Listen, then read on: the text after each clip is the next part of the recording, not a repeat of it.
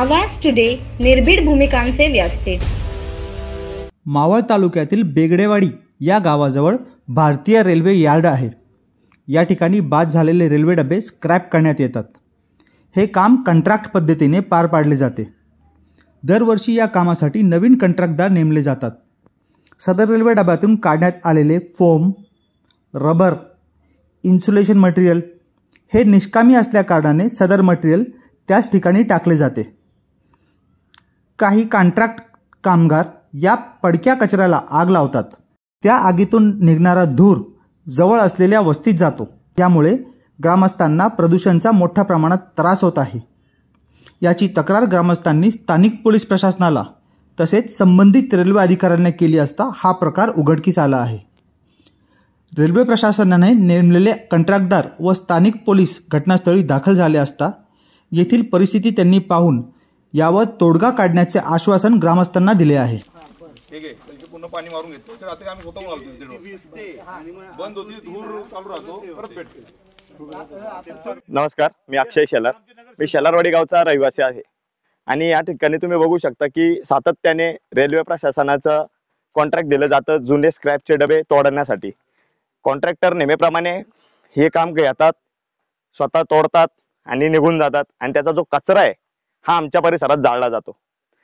आणि आम्हाला सांगण्यात येतं नेहमी रेल्वे प्रशासनाकडनं की हे रेल्वेचं आहे, रेल्वेचं आहे। कॉन्ट्रॅक्टरकडे गेल्यावर कॉन्ट्रॅक्टर म्हणतो रेल्वेचं आहे, रेल्वेवाले म्हणतात तो कॉन्ट्रॅक्टरचा भाग आहे। पण या लागलेल्या आगीमध्ये इन्सुलेटर असेल, लेदर असेल, रबर असेल आणि इतर काही जे घटक आहेत की जे जाळल्यानंतर भरपूर प्रमाणात एक टॉक्सिक धूर तयार होतो। हा धूर नागरिकांच्या आरोग्याला अतिशय घातक आहे। आणि आमच्या गावाची लोकसंख्या पाहता आमचा गाव हा संपूर्णपणे ग्रामीण भाग आहे।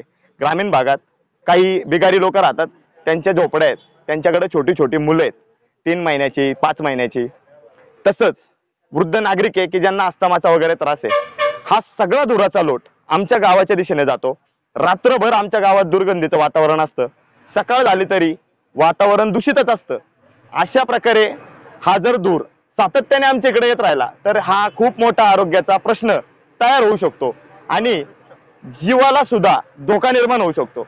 आजची जर परिस्थिती बघता याच्यावर जर काही कारवाई झाली नाही तर आम्ही समस्त ग्रामस्थ, तरुण मंडळ आम्ही सर्वजण मिळून एक मोठं आंदोलन उभं करू। इथला सगळा कचरा आम्ही भरून रेल्वे प्रशासनाच्या समोर जाळू। जर आम्हाला यातनं सुटका मिळाली नाही तर आम्ही निश्चितच येणाऱ्या काळामध्ये 100% एक तीव्र आंदोलन छेडू। काय म्हणणार, कशा प्रकारचा त्रास आपल्याला भोगावा लागतो हे सगळं जे रेल्वेचं जे काम चालू आहे त्यामुळे?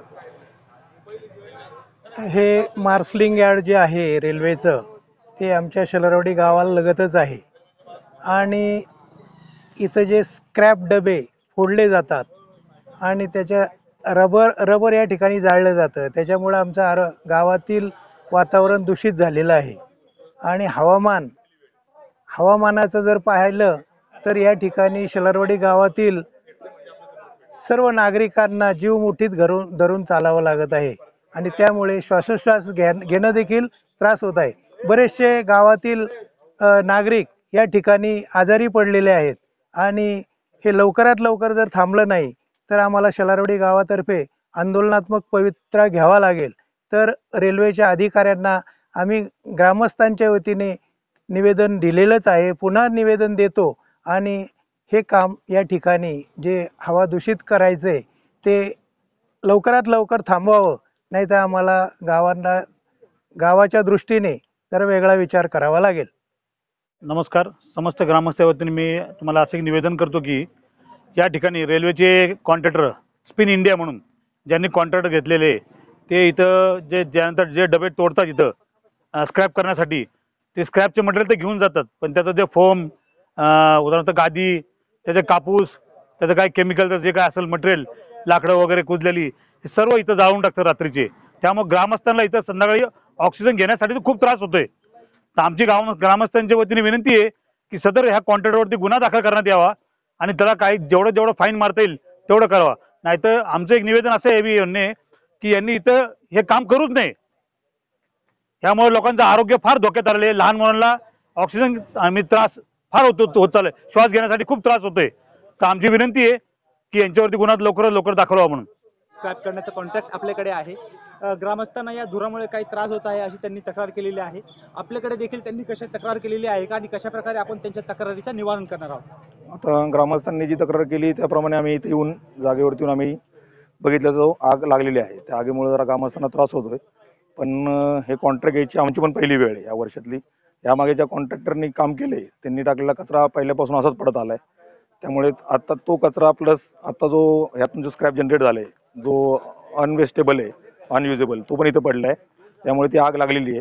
ही जी आग लागलेली आहे यावरती आम्ही रेल्वे प्रशासनाला पण त्याबद्दल कळू, त्यांच्याकडून थोडी मदत घेऊ आणि आता ह्याच्यावरती त्वरित काहीतरी करण्यासाठी फायर एक्सटिंग्विशरची गाडी बोलून ती आग विझवून त्यानंतर जो काही त्याच्यामधला फोम आहे तो इथून उचलून आम्ही बाहेर डंप करून टाकेन. भविष्य काळामध्ये अशा प्रकारचा त्रास होणार नाही याची आपण कशा प्रकारे हमी घेणार आहोत? या पुढे जेव्हा कोणतेही कॉन्ट्रॅक्ट आपण घेऊ सुरुवातीला जे काही इथला कचरा वगैरे असेल जो पडलेला आहे त्याच्यामुळे आग लागू शकते तो सुरुवातीला काम करायच्या आधी आपण तो उचलू इथून या जागेवरून आणि मग पुढे आपण ग्रामस्थांशी बोलून पुढे काम चालू करू. मात्र हा त्रास लवकरात लवकर बंद झाला नाही तर आम्ही योग्य ती पावले उचलू असा इशारा देखील ग्रामस्थांनी या ठिकाणी केला आहे.